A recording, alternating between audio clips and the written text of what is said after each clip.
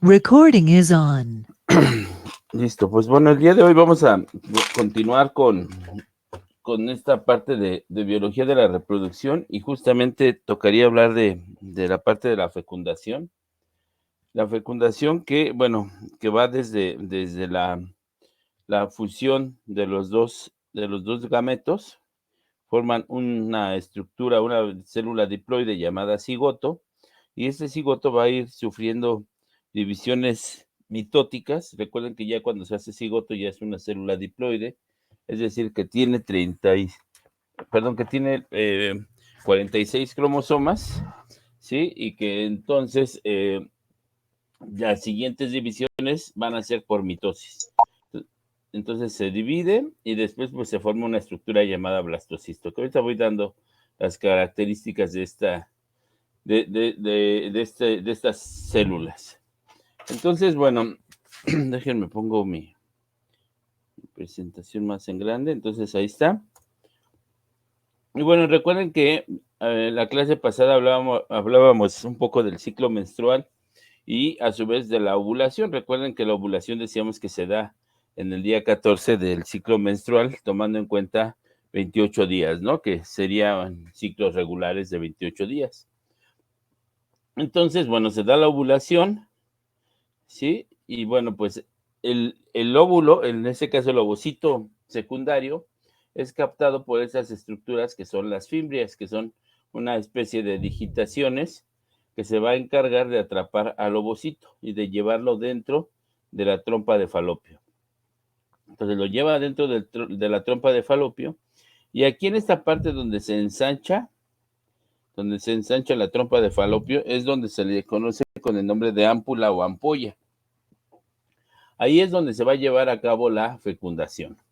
¿Sí? Si se da la fecundación, entonces tiene que recorrer el cigoto, si ya se forma una célula diploide, tiene que recorrer el cigoto, toda la trompa de falopio, hasta llegar al endometrio, ¿sí? Al cuerpo del útero, donde se va a implantar. Para esto tienen que pasar entre 6 a 7 días. Y veíamos que durante esos 14 días iba a formar una estructura que es el cuerpo lúteo o cuerpo amarillo, ¿sí? Que recuerden que se da la ovulación.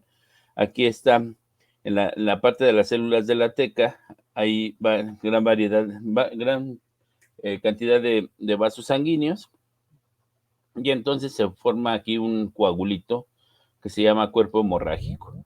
Y recuerden que las células de la granulosa que estaban en el interior ya también adquieren receptores a LH, entonces se empieza a luteinizar por efecto de la hormona luteinizante.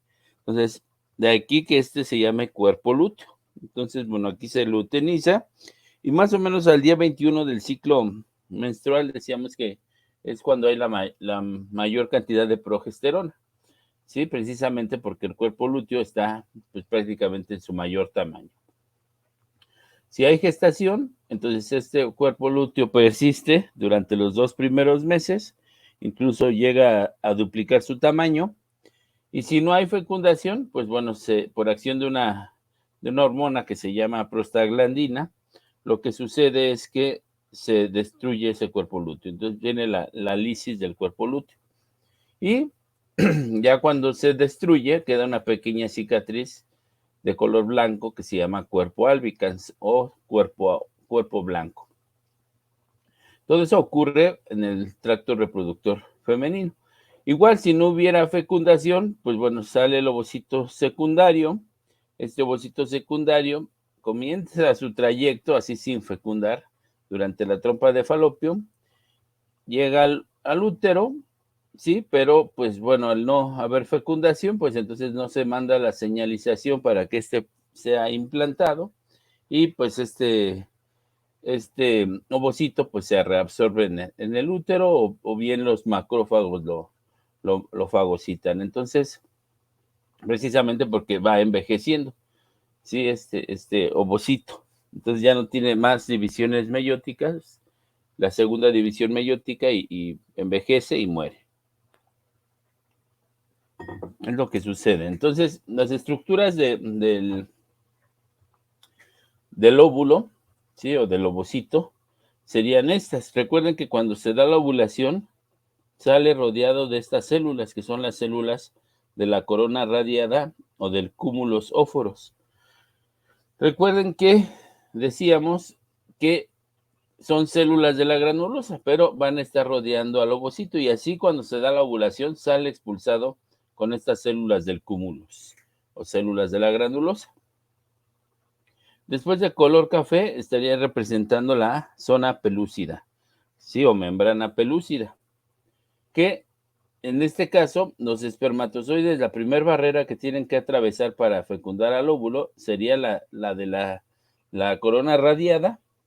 Y ya que atravesaron la corona radiada, ahora viene la parte de la penetración de la zona pelúcida para poder internalizarse dentro del ovocito, reasumir la segunda meiosis y con esto haya un óvulo maduro y algunas horas posteriores a que el espermatozoide o el núcleo del espermatozoide se ha introducido dentro de esta zona pelúcida, entonces viene la unión de los dos pronúcleos para mezclar su material genético y bueno, pues ya formar una célula diploide.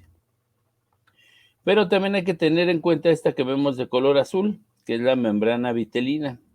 Estas membranas son importantes porque cuando entra el espermatozoide ocurre un evento que se llama activación del ovocito.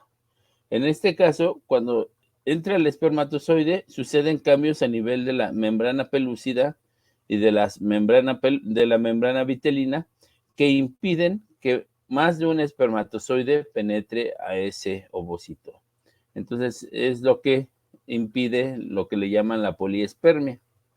Y bueno, algunas otras estructuras, ahorita todo eso lo vamos a ver. Algunas otras estructuras, recuerden, este es el núcleo, que en este caso es donde estarían los 23 cromosomas del ovocito y el primer cuerpo polar. Decíamos que un ovocito se queda con todo el material, todo el citoplasma y el otro pues es prácticamente solo el núcleo. Y bueno, pues prácticamente sería eso. Si lo vemos así. Profesor, Sí, dime. una Sí, pregunta. Igual es la membrana pelúcida lo que impide que esperma de otras especies entre al de una especie distinta. sí, ahorita voy a hablar de eso, de estas glicoproteínas llamadas ZP1, ZP2 y ZP3. Pero sí, ahorita lo menciono. Ok, gracias, profe. Sí. Ok, por nada. Entonces, bueno, vemos aquí un poco de la estructura de los gametos, en el cual, pues bueno, sabemos que el óvulo es la célula más grande del cuerpo humano, y bueno, aquí estaría el ovocito. Pues ya saben, sus células que lo rodean, y pues bueno, sería decíamos que la célula más grande, y el espermatozoide. Recordar un poco de la estructura del espermatozoide, porque pues justamente durante el trayecto en el tracto reproductor femenino van a suceder cambios, ¿sí? En el espermatozoide que permiten justamente la fertilización de este ovocito. Entonces, si se dan cuenta, va a tener una membrana en lo que sería la cabeza del espermatozoide, ¿sí? Esta membrana que vemos en la cabeza del espermatozoide, el núcleo, que es el que se va a fusionar posteriormente si hay fecundación con el pronúcleo del ovocito, ¿sí? Y aquí este capuchón que vemos, este es el acrosoma. Dentro de este acrosoma van a haber unas enzimas acrosomales, ¿sí? Una de ellas se llama acrosina, que van a estar interactuando con la membrana de la zona pelúcida del ovocito para poder hacerse fusogénico, para poderse fusionar con este y que pueda entrar hacia el interior del ovocito. Entonces ahorita vemos este acrosoma un poquito más. Y aquí, pues bueno, la pieza intermedia, que recuerden que decíamos que ahí están las mitocondrias, que es la principal fuente de energía para que la cola del espermatozoide tenga movimiento y pueda desplazarse ese espermatozoide. Entonces, bueno, ya aquí vemos, ya esto lo mencioné, que la fecundación es la fusión de los gametos masculino y femenino, seguida de la unión de los dos núcleos, tanto del núcleo del espermatozoide como del núcleo del ovocito. Y recuerden que, pues bueno, aquí lleva en el núcleo del espermatozoide lleva 23 cromosomas, 22 autosómicos y un sexual, ya sea que sea de cromosoma X o cromosoma Y, y el núcleo del ovocito tiene igual sus 23 cromosomas con un cromosoma sexual, 22 autosómicos y un cromosoma sexual X, porque la mujer decíamos que tiene cromosomas sexuales XX. Entonces, quien va a dar el sexo del bebé, pues va a ser el tipo de espermatozoide que fecunde al ovocito. Y bueno, sabemos que de los 500,000 millones de espermatozoides, solo llegan algunos miles a la ampolla. Incluso a veces se llega a mencionar que llegan alrededor de 200 espermatozoides. Entonces, pues son millones de espermatozoides los que van por el tracto reproductor, pero solo algunos llegan al sitio donde se llevó a cabo la ovulación. Y bueno, también vemos que estos van a llegar a la ámpula o ampolla gracias a las contracciones uterinas, tanto del mismo útero, que los van prácticamente dirigiendo hacia la parte superior. Y también vemos que en las trompas de falopio también van a haber estas contracciones que los van a llevar hacia el sitio donde se llevó a cabo la ovulación. Y bueno, ahorita voy a ponerles un pequeño video donde más o menos se muestra todo esto. Tomás, ahorita yo lo voy a explicar, pero déjame, me lo pongo.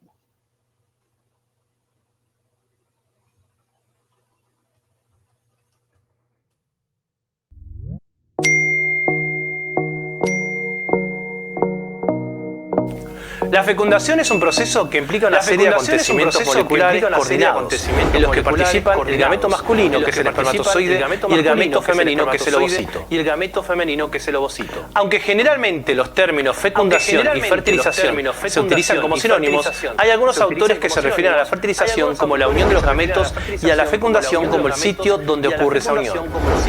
En este video, el objetivo principal es explicar el proceso que permite la unión de los gametos y cómo estos se preparan para poder dar origen a una nueva vida. Normalmente la fecundación tiene lugar en la parte más ensanchada de la trompa de falopio. Para llegar hasta allí, los espermatozoides tienen que realizar un largo viaje y atravesar una serie de obstáculos para alcanzar el ovocito. Una vez que el semen es depositado en la vagina, los espermatozoides deben atravesar el cuello del útero para ir subiendo por este órgano hacia las trompas de falopio. De los 200 a 300 millones de espermatozoides liberados en una eyaculación, solo llegarán al ovocito unos 200. Muchos de ellos pueden permanecer minutos o hasta 3 días almacenados en el cuello del útero, e incluso algunos ni siquiera pueden atravesar el moco cervical, que se encuentra entre el orificio que conecta la vagina con el útero. Entre los obstáculos que encuentran los espermatozoides se halla la presencia de macrófagos, que atacan a los espermatozoides como una respuesta inmunitaria, ya que muchas veces el cuerpo de la mujer rechaza su presencia. También muchos quedan atrapados en el moco cervical, que cambia su consistencia días previos a la liberación del ovocito desde el ovario. Algunos espermatozoides tienen defectos estructurales, como la presencia de 2 colas o 2 cabezas, y no pueden nadar para llegar hasta el ovocito. En su trayecto por el tracto genital femenino, los espermatozoides utilizan mucha energía destinada al movimiento. Es gracias a la cantidad de mitocondrias que poseen en su parte media que pueden generar energía para mover el flagelo durante su viaje. Durante el trayecto sufren un proceso de maduración y acondicionamiento llamado capacitación. Este proceso ocurre mientras los espermatozoides ascienden hacia las trompas de falopio y dura aproximadamente 7 horas.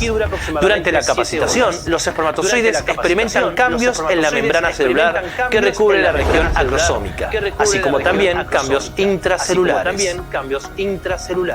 Únicamente los espermatozoides que llevan a cabo este proceso podrán pasar a través de las células de la corona radiada que rodea el ovocito.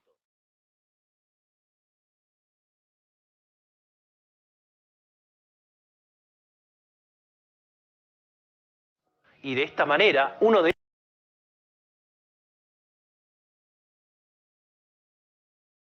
Y de esta manera, uno de ellos podrá penetrarlo. Cuando los espermatozoides se encuentran con el ovocito, este se halla rodeado de células foliculares que forman una cubierta llamada corona radiada. Las células de la corona radiada, también llamadas células de la granulosa, están muy unidas por ácido hialurónico. Para poder pasar entre las células foliculares, los espermatozoides liberan desde el acrosoma una enzima llamada hialuronidasa, que actúa como una tijera cortando las uniones de ácido hialurónico.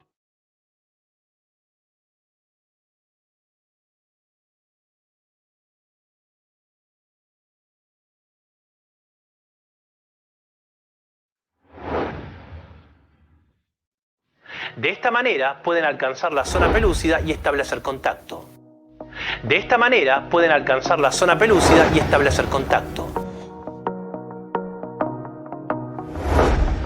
La zona pelúcida se halla por fuera del ovocito.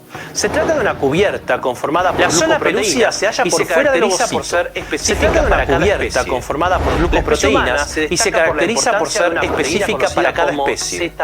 La especie humana se destaca por la importancia de una proteína conocida como ZP3. La interacción del espermatozoide con la ZP3 desencadena la reacción acrosómica. La reacción acrosómica libera enzimas desde el acrosoma. Una de las enzimas es la acrosina, que al ser liberada permite al espermatozoide ir degradando la zona pelúcida y alcanzar el espacio perivitelino. Una vez atravesada la zona pelúcida, el espermatozoide establece contacto con la membrana del ovocito. Cuando el espermatozoide ha establecido contacto con la membrana del ovocito, se produce una reacción llamada reacción cortical, en la que se liberan gránulos que se encuentran debajo de su membrana y se desencadena una serie de reacciones en la que se altera la membrana volviéndose impermeable a otro espermatozoide. De esta manera se evita la poliespermia y solamente un espermatozoide podrá penetrar al ovocito. Además, la proteína ZP3 se inactiva para evitar la unión con otro espermatozoide. Todo este proceso de acontecimientos moleculares ocurre muy rápido y tiene como objetivo evitar la penetración de más de un espermatozoide, es decir, la poliespermia.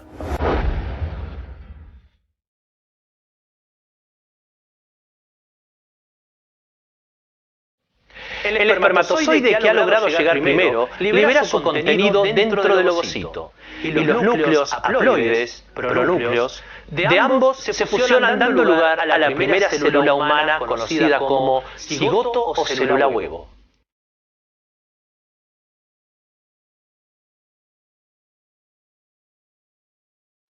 Finalmente, en resumen, como resultado de la fecundación se logra lo siguiente. Se restablece el número diploide de cromosomas. Se reanuda la segunda división meiótica del ovocito con la liberación de un cuerpo polar. Se determina el sexo cromosómico según si el espermatozoide que fecundó es portador de un cromosoma sexual X o Y. Y finalmente se produce la formación del cigoto, que luego se irá dividiendo por mitosis iniciando el desarrollo embrionario. Y es así como mediante la fecundación se puede producir el origen de una nueva vida.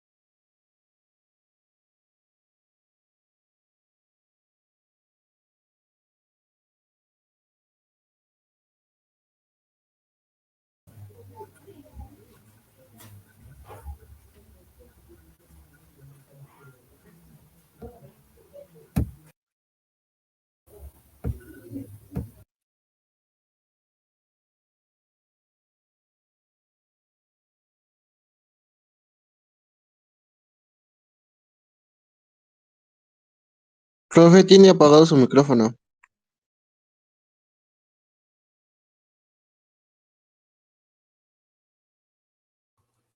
Listo, perdón, gracias.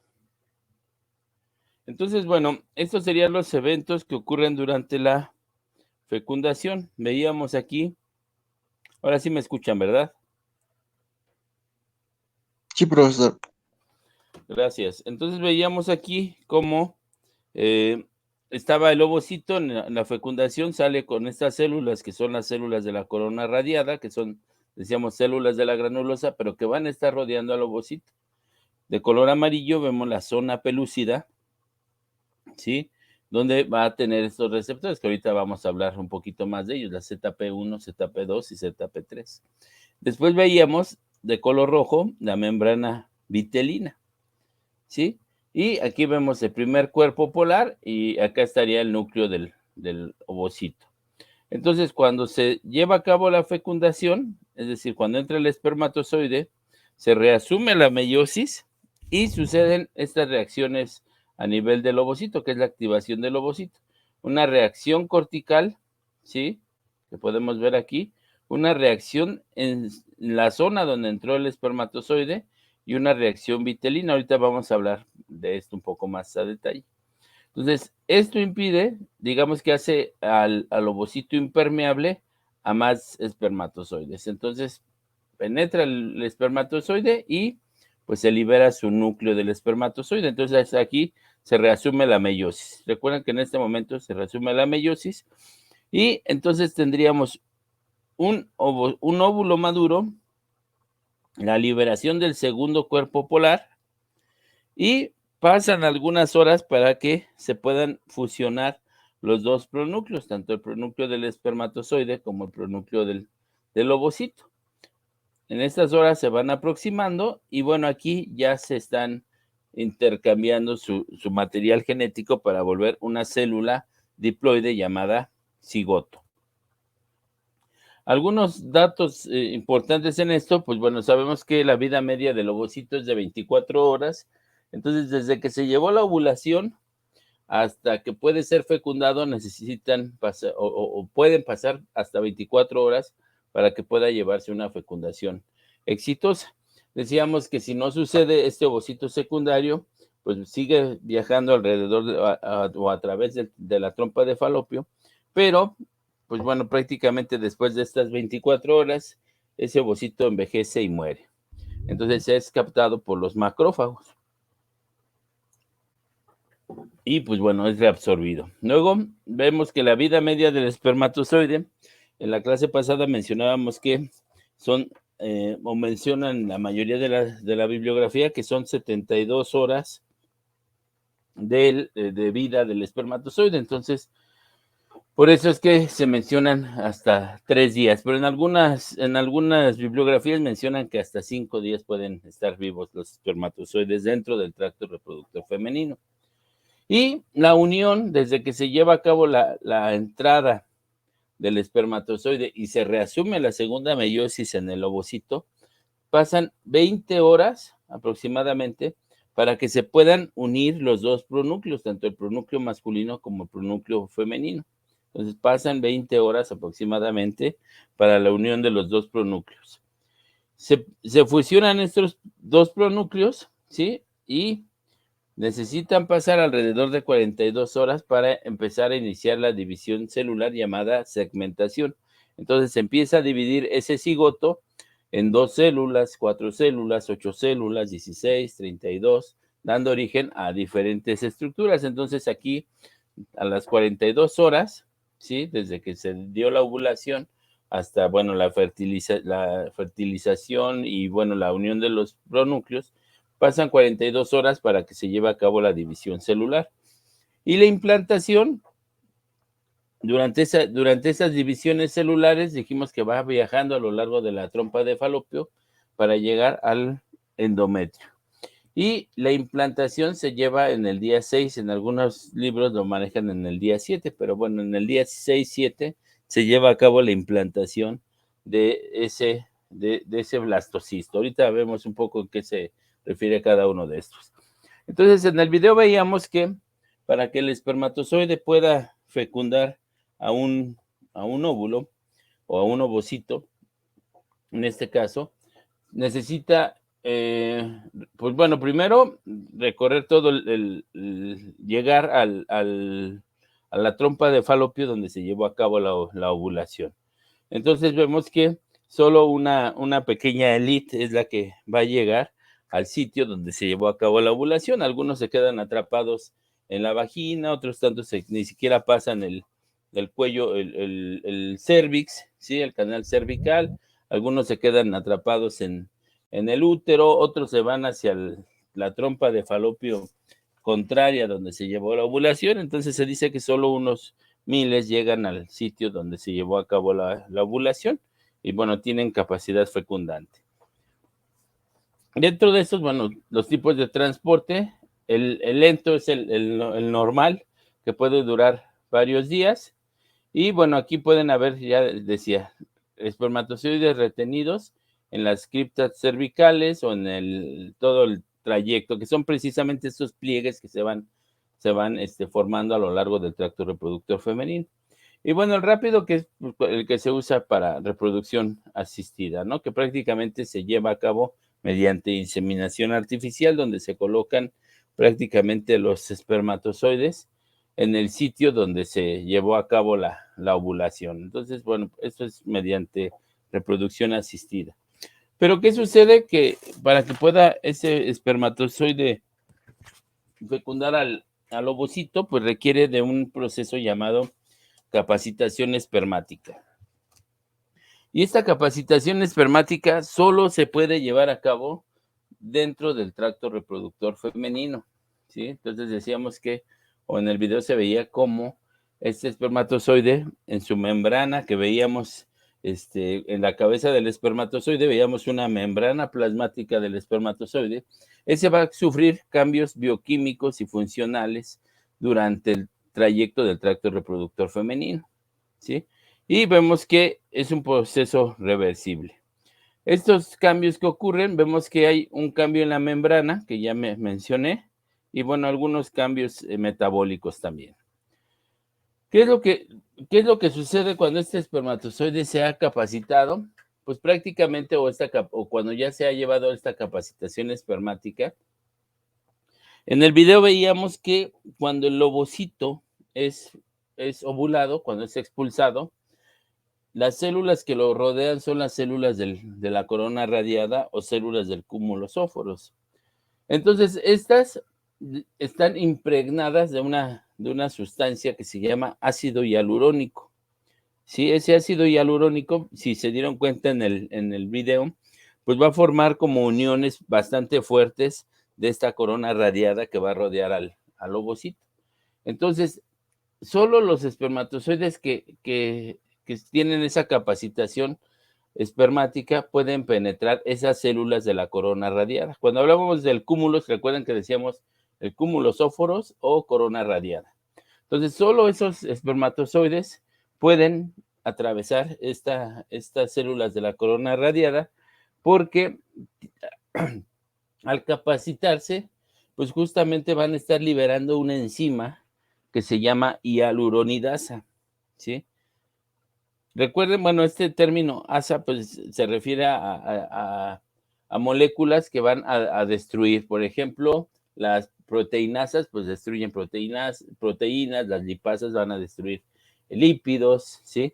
Entonces, en este caso, la hialuronidasa lo que hace va a destruir ese ácido hialurónico que contienen justamente estas células de la corona radiada. Entonces, al tener esta actividad de esta enzima que va a romper este ácido hialurónico, pues puede ir destruyendo y rompiendo estos enlaces para poder llegar hasta la siguiente línea, que es la zona pelúcida, ¿sí? Y justamente en esa zona pelúcida es donde se encuentran estas proteínas o esta matriz de glicoproteínas que mencionaba hace rato su compañero, que son estas ZP1, ZP2 y ZP3. En el video también lo mencionaban, que estas son, o le va a conferir la especificidad de especie. Es decir, esta ZP3, ¿sí?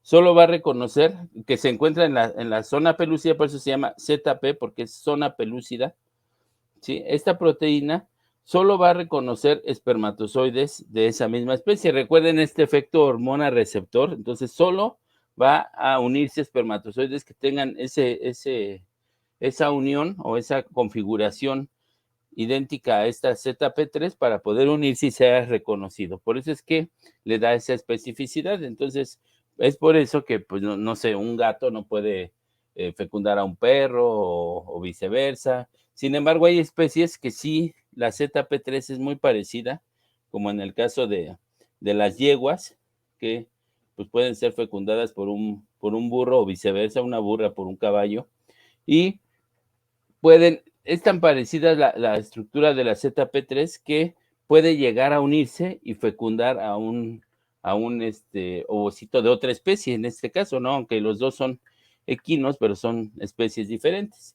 Aquí lo que sucede es que, bueno, sí se da el nacimiento de un producto, pero ese producto es infértil, es estéril. Entonces ya no puede seguir el cruzamiento de estas especies, puesto que pues ahí ocurrió pues de cierta forma una aberración. Entonces, de ahí que nacen las mulas y estas especies que, bueno, son productos de espermatozoides de especies diferentes y que, bueno, por la configuración que tiene en esta ZP3, pues bueno, lo reconoció y se fecundó, pero esos bebés, o en este caso estas mulas que les llaman, o no me acuerdo el nombre del macho, como se dice, pero estos ya son infértiles, es decir, ya no pueden continuar reproduciéndose.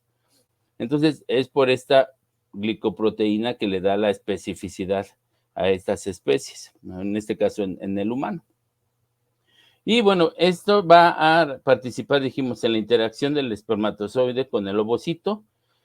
Y justamente cuando se une el espermatozoide, ¿sí?, a esa ZP3, dijimos que va a ocurrir un evento que se llama reacción acrosomal, ¿sí? Además, en este momento, cuando se penetra este espermatozoide, esta membrana pelúcida, ocurre un evento que se llama bloqueo de la poliespermia. Permítanme.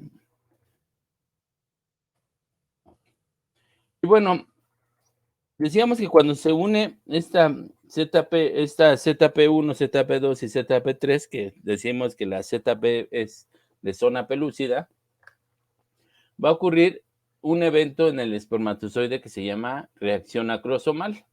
Y ese evento va a involucrar una exocitosis del contenido acrosomal. Recuerden que había en el espermatozoide una especie de capuchón llamado acrosoma.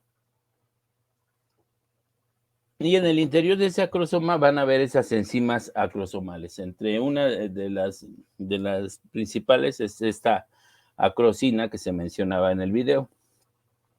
Aquí vemos la cabeza del espermatozoide, la membrana de la cabeza del espermatozoide, la membrana plasmática, y este capuchón que vemos aquí es el acrosoma. Aquí en este caso vemos que hay incluso una especie de espacio. Entonces, ese es el acrosoma.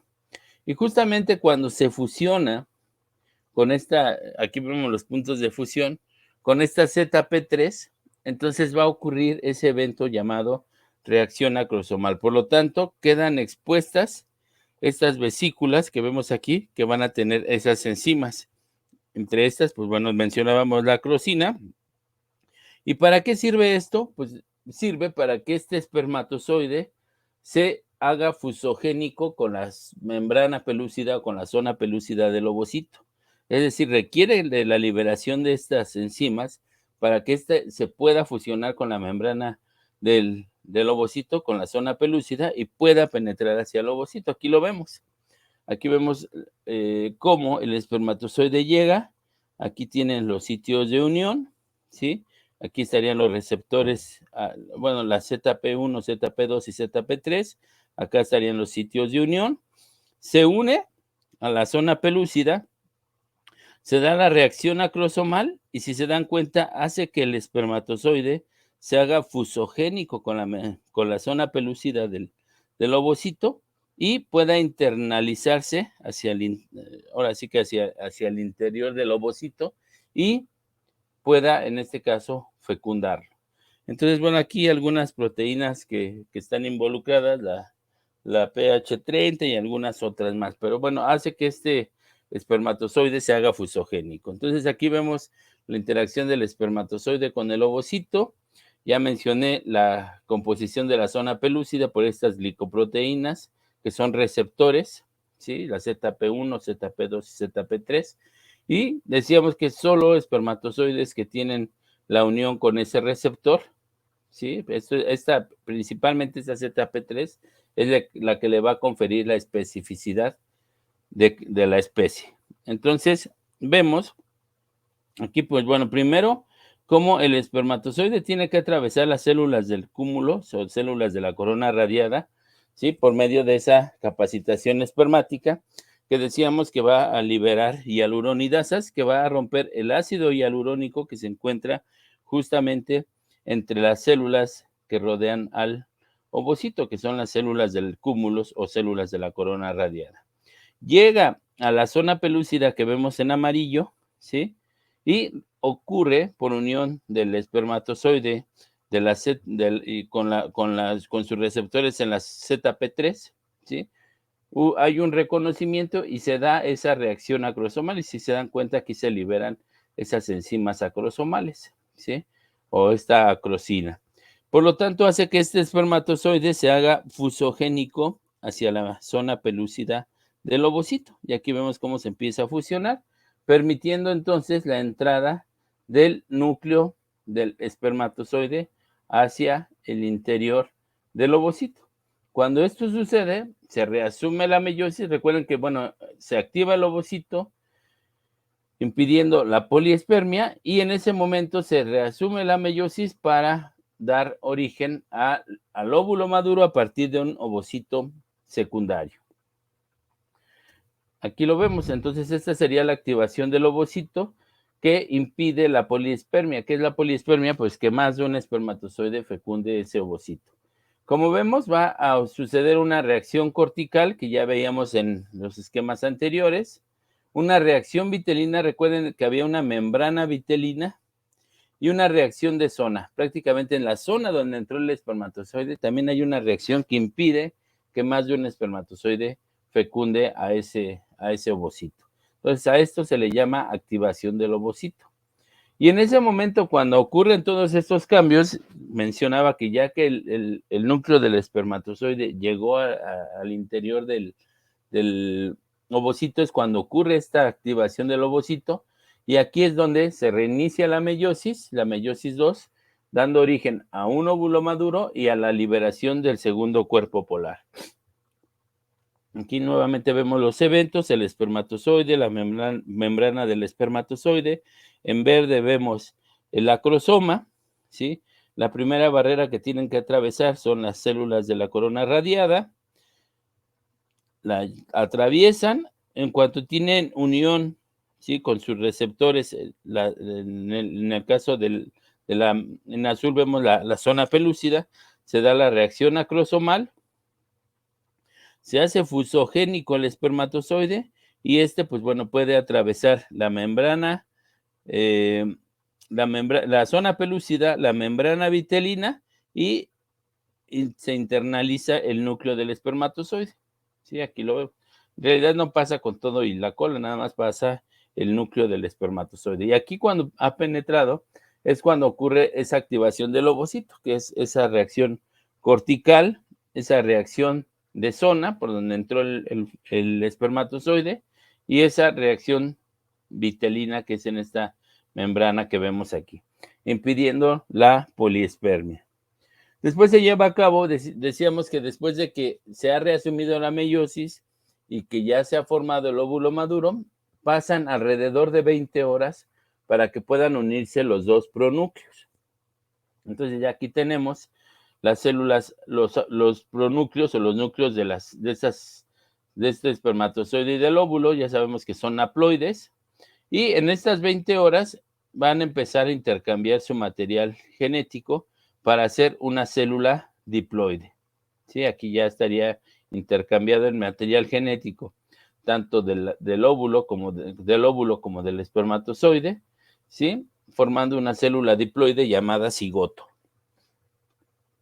Aquí vemos los dos pronúcleos, decimos que pasan alrededor de 20 horas, este ya sería el óvulo maduro. Aquí vemos, alcanzamos a ver los cuerpos polares, incluso, y bueno, pasan 20 horas para que se pueda llevar esa singamia o esa unión de los dos macronúcleos y su intercambio del material genético para formar entonces una célula diploide. Aquí vemos la ovulación, ¿sí? Es captado el ovocito secundario por las fimbrias y llevado al interior de la trompa de falopio, y es en el ámpula donde se lleva a cabo la fecundación.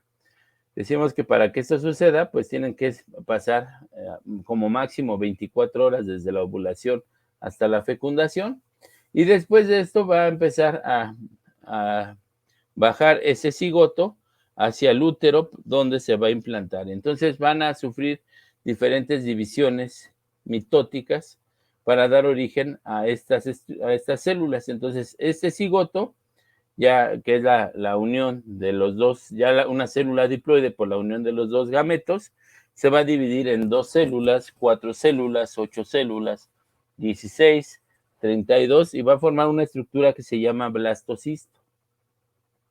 Este es el que se va a implantar dentro del, aquí vemos en color naranja, el endometrio o el epitelio uterino, ¿sí? Prácticamente en las células que están en el exterior van a haber enzimas que van a digerir este epitelio para que éste pueda quedar dentro y pues prácticamente quede cubierto por el epitelio uterino. Por eso se dice que la implantación en el caso del humano es invasiva, porque prácticamente destruye el epitelio uterino para quedar dentro de este y bueno, pues prosiga ahí durante las siguientes 38, 40 semanas de gestación. Aquí lo vemos, estos cambios que decíamos, o esta segmentación. A estos procesos de división mitótica se le va a denominar como segmentación. Vemos la ovulación, ¿sí? Acá se lleva a cabo la fertilización. Si se dan cuenta, aquí está el cuerpo polar. Se lleva a cabo la fertilización, se da la maduración de este y la segunda división meiótica. Aquí estarían la liberación del segundo cuerpo polar y el óvulo maduro. Y después pasan 20 horas para que empiecen a intercambiar el material genético y volverse una célula diploide. Después, esta célula diploide llamada cigoto se va a dividir en 2 por mitosis, en 2. Una cuestión o un aspecto importante es que durante la mitosis, ¿sí? Si ya llevaron biología celular, durante la mitosis es un evento en el cual la división celular, ¿sí? Va a dar como origen o como resultado 2 células idénticas a la célula, digamos que a la célula madre. Sin embargo, aquí estos procesos son tan rápidos, ¿sí? Que no pasan por una etapa que es la etapa de crecimiento, que en esta mitosis le llaman etapa G. Entonces, en esta etapa G, lo que hace es que crece para dar origen a 2 células del mismo tamaño que la original. Pero aquí no pasa por esa etapa G o de crecimiento. Entonces, las células que se dividen son de la mitad del tamaño de la célula inicial, aunque las dos tienen la misma información genética, pero al no pasar por esa etapa G de crecimiento, entonces da 2 células de la mitad del tamaño. Cuando esta se divide, da 4 células de la mitad del tamaño de la original. Después, cuando se dividen, dan origen a 8 células, cada una más pequeña porque va dividiéndose y no va a pasar por esa etapa G. Entonces, cada célula, cada división va dando origen a células cada vez más pequeñas. A estas células se le van a denominar con el nombre de blastómeros. Entonces, cada blastómero va siendo cada vez más pequeño, va siendo de la mitad del tamaño de la célula original. Sin embargo, bueno, todas tienen la misma información genética, todas son células diploides, precisamente porque son por mitosis, y van a dar origen a estas estructuras. Aquí, cuando son alrededor de 8 células, se les llama mórula. ¿Por qué? Porque parece una mora. Sin embargo, no tiene ninguna cavidad. Después empieza a hacer una cavitación, ¿sí? Y esta cavitación se le llama blastocele. Y entonces a esta célula, bueno, a esta célula se le va a denominar con el nombre de blastocisto. Entonces, este blastocisto, estamos hablando de entre 16 a 32 células. Y si se dan cuenta, van a haber células ya en diferentes regiones de este futuro embrión. van a ver estas células que van a ver aquí, que rodean, que son las células de la masa celular externa, la cavidad que es el blastocele, y estas que vemos aquí, que son las células de la masa celular interna. Masa celular externa, masa celular interna. ¿Por qué es importante? Porque bueno, ahora que veamos ya la organogénesis, cada una de estas, de acuerdo a su posición, van a dar origen a diferentes tejidos y órganos del cuerpo, ¿sí? Es decir, esta le lleva una información a la célula que está acá para que se forme una especie de tejido, esta le lleva información a esta para que se forme otro tipo de tejido y así sucesivamente. Entonces, por eso es que es importante esta comunicación que se lleva. Sin embargo, todas estas células hasta este momento son totipotenciales, entonces podrían generar cualquier tipo de tejido. Es decir, estas tienen 46 cromosomas, esta también, y entonces si pudieran aislar esta célula, ¿sí? Entonces esta podría dar origen a cualquier, y colocarla en otro sitio, esta se convertiría en célula de, nada más por estar en otro sitio, le llevarían información para que se diferenciara hacia otro tipo de tejido. Ahorita lo vemos en otro esquema. Entonces, estas células, nada más por su localización, las células que vemos aquí de la masa celular externa, van a dar origen a la placenta. ¿Sí? Entonces, estas van a llamarse como células del trofoblasto.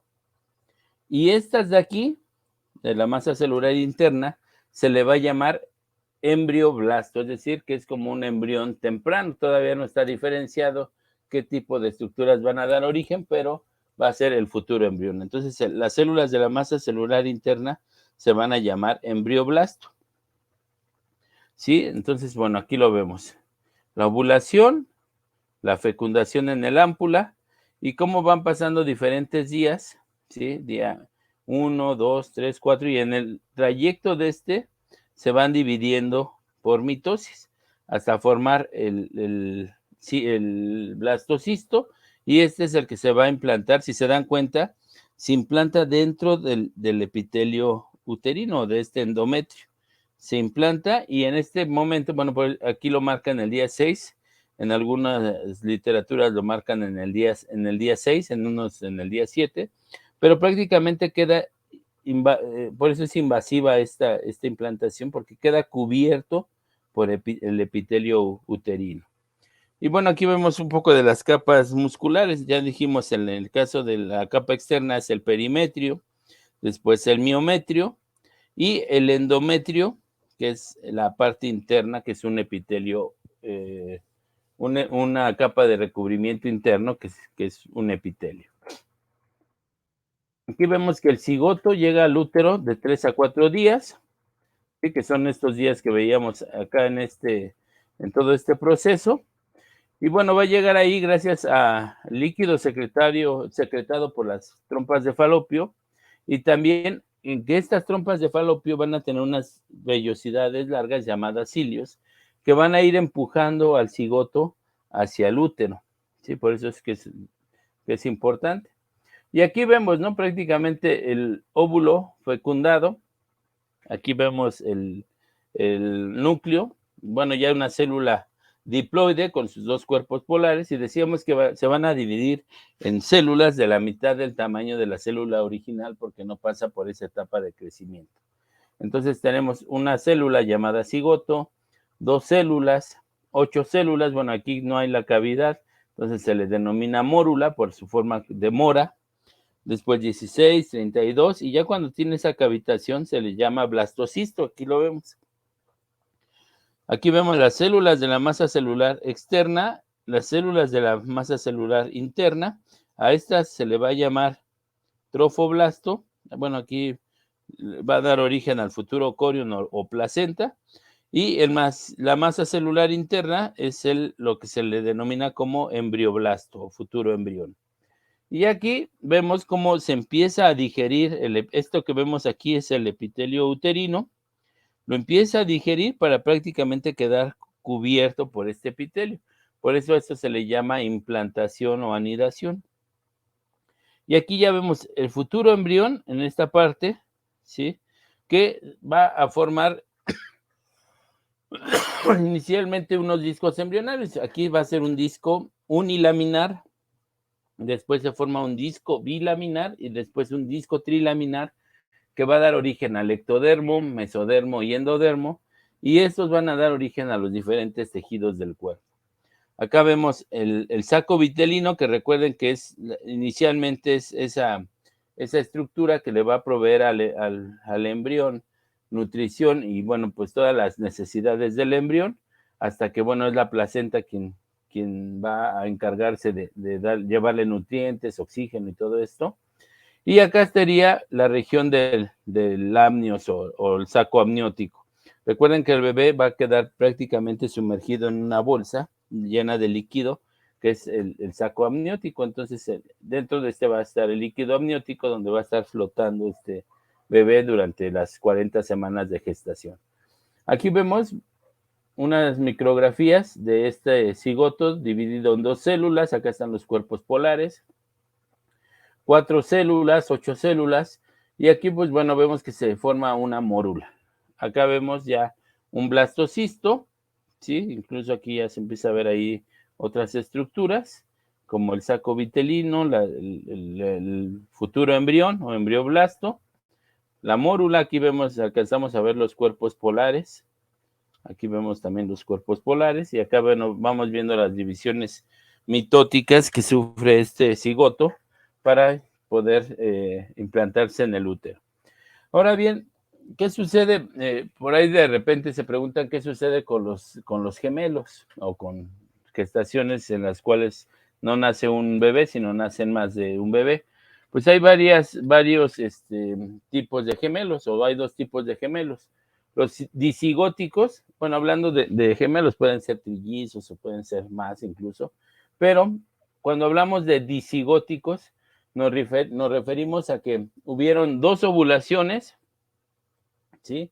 Y que 2 espermatozoides, es decir, un espermatozoide fecundó a uno de esos óvulos que se llevó la ovulación, y otro espermatozoide diferente fecundó al otro óvulo, ¿sí? Entonces, por eso se llaman disigóticos. Cada uno va a formar su propio cigoto y, bueno, esos van a llegar al útero, se van a implantar y, bueno, cada uno puede tener o va a tener características diferentes porque se mezclan sus materiales genéticos del óvulo y del espermatozoide, y entonces puede que sean niño y niño, pero los dos con características diferentes físicas, o puede ser niña y niño, ¿sí? ¿Por qué? Porque son 2 óvulos diferentes, se dieron 2 ovulaciones y por lo tanto 2 espermatozoides diferentes fecundaron cada uno a un óvulo. Entonces, estos son los disigóticos. Pero es más complicado con los monocigóticos o homocigóticos, es decir, que vienen de un solo cigoto. Entonces, es un solo espermatozoide, un mismo óvulo, y empieza a sufrir estas divisiones celulares llamadas segmentación. Entonces, aquí tenemos el blastocisto con su cavidad, y de repente se separa y se forman 2 mórulas, ¿sí? O pueden separarse en 3 y formarse 3 mórulas. Entonces, decíamos que cada una de estas celulitas va a tener la misma información genética, precisamente porque es un espermatozoide y un óvulo. Entonces se dividen, forman 2 mórulas, y cada una de esas mórulas, ¿sí?, va a dar origen a todos los tejidos y órganos del cuerpo. Por eso es que son idénticos, gemelos idénticos, porque los 2 provienen de un mismo espermatozoide, de un mismo óvulo. Digamos que es una especie de clonación natural. Entonces, bueno, pues se implantan en el útero y, bueno, prosiguen ahí sí su gestación, pero al provenir de un mismo cigoto, pues nacen gemelos idénticos.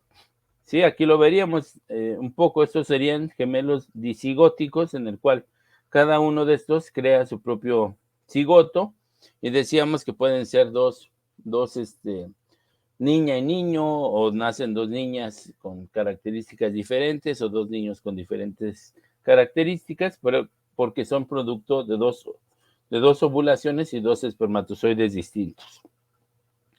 Los gemelos monocigóticos, que en este caso es un solo cigoto, que se va dividiendo, y entonces se desconoce cuál es la razón, pero de repente se separan. Ese ya era el blastocisto, se separan y forman dos embrioblastos diferentes. Entonces, esta sería nuevamente las células de la masa celular externa que van a dar origen a la placenta, y estas celulitas son las del embrioblasto o el futuro embrión, pero se dividen y forman tres embrioblastos, por así decirlo, 2 embrioblastos, que podrían ser 3 y ser trillizos idénticos, ¿sí? Pero es un ejemplo. Y esto nos va a dar como origen a gemelos idénticos, ¿sí? Porque provienen de un solo cigoto. Pero en el transcurso de esta división, pues también pueden haber fallos en la división, es decir, que no se separen completamente estas mórulas, por así decirlo, y que entonces queden unidos en diferentes porciones del cuerpo, ¿sí? Entonces esto también puede ocurrir y pues daría como origen a estos gemelos unidos, que pueden ser unidos a nivel de la cabeza, ¿sí? En algunos casos, como no comparten órganos en común, entonces se pueden separar sin problema, pero hay algunos casos donde sí comparten órganos vitales en común, entonces pues no se puede hacer mucho. Entonces aquí, digamos, están unidos a nivel de la cabeza, aquí a nivel del coxis, ¿sí? Aquí vemos que, pues bueno, es un solo cuerpo, pero habría dos cabezas, 2 cráneos, o un solo cráneo y dos cuerpos. Entonces son algunas de los fallos que hay justamente en esta mala separación de estos embrioblastos, y que puede dar como origen a estos, lo que normalmente se le conocen como siameses. Y bueno, pues en este caso, pues vemos que compartían órganos en común, y pues bueno, esto generalmente, este tipo de bebés pues no prosperan. Entonces aquí estarían cómo se comparten mismos órganos, y por lo tanto, pues bueno, eso hace todavía más complejo a este tipo de fetos, ¿no? Entonces, bueno, posteriormente ya vendría el proceso de implantación. Todavía tenemos tiempo, sí. La implantación, que decíamos que se lleva en el día 6 o 7 desde la ovulación, ¿sí? Y si se dan cuenta, si se lleva en el día 6 o 7, si se dan cuenta y si tomamos en cuenta el ciclo menstrual, como lo habíamos visto, de 28 días, recuerden que en el día 14 se daba la ovulación, ¿sí? Día 14, súmenle los 7 días a que se lleva a cabo la implantación. Entonces estamos hablando de alrededor del día 20-21, ¿sí? Si sumamos estos 6-7 días, que corresponden justamente con el pico de producción o con la mayor producción de progesterona. Entonces todo va como organizado de tal forma que cuando se implanta está la mayor cantidad de progesterona en el útero, están todas las condiciones adecuadas para que se lleve a cabo la gestación. Entonces todo esto va como coincidiendo. ¿Y todo esto para qué sirve? Pues para que en eventos de reproducción asistida, digamos que se extraen ovocitos, se fertilizan in vitro, y entonces estos óvulos ya fecundados pueden ser depositados nuevamente en el útero en el día 6-7 para que se pueda llevar a cabo la implantación. Entonces todos estos eventos tienen que ser de manera sincronizada. Entonces, bueno, vemos que prácticamente esta implantación se lleva en el endometrio. Ya vimos esas células de la masa celular externa, que son las células del trofoblasto, van a tener estas enzimas proteolíticas que van a digerir las células del endometrio. Entonces va a invadir el endometrio y pues prácticamente quedan cubiertos. Y entonces este trofoblasto va a producir la placenta. ¿Y qué es lo que también produce ese trofoblasto? Pues que ese trofoblasto va a producir una hormona, que es la hormona que normalmente detectan en las pruebas de embarazo. Esta hormona es el HCG o por sus siglas en inglés es HCG, que significa gonadotropina coriónica humana. ¿Sí? Esta gonadotropina coriónica humana pues va prácticamente a hacer que desde el día 6 de la gestación se pueda detectar, precisamente porque estas células de la masa celular externa son las que van a estarla produciendo. Y esta HCG va a actuar, como es una gonadotropina, va a actuar como LH. Entonces lo que va a hacer es que va a mantener el cuerpo lúteo principalmente durante las primeras 6 a 8 semanas. Decíamos que el cuerpo lúteo es el principal encargado del mantenimiento de la gestación durante las primeras 8 semanas.